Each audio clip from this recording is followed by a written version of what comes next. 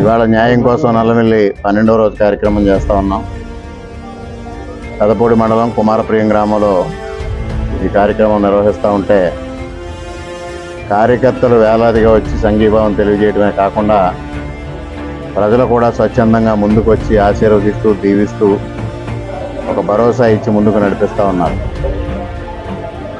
ప్రజల యొక్క అభిమానం కానీ కార్యకర్తల యొక్క పట్టుదల కానీ అసలు వర్ణించనలవి కానిది. మరి ఏమిచ్చినా ఇటు కార్యకర్తల రుణం కానీ ప్రజల రుణం కానీ మా కుటుంబం తీర్చుకోలేదు. ఇవాళ ఈ ఆపత్కాలంలో మాకు అండగా నిలిచి ధైర్యాన్ని ఇచ్చి ముందుకు నడిపించడం జరుగుతూ ఉంది. ఈరోజు అనేక మీడియాలో నా భార్య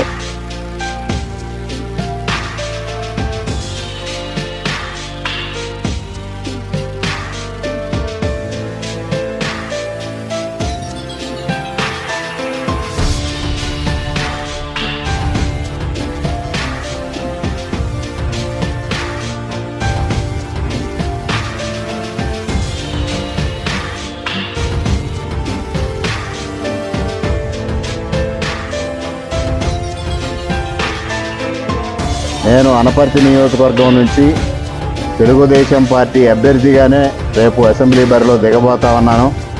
అందులో ఎటువంటి సందేహం లేదని కూడా ఈ సందర్భంగా అందరికీ తెలియజేసుకుంటా ఉన్నా.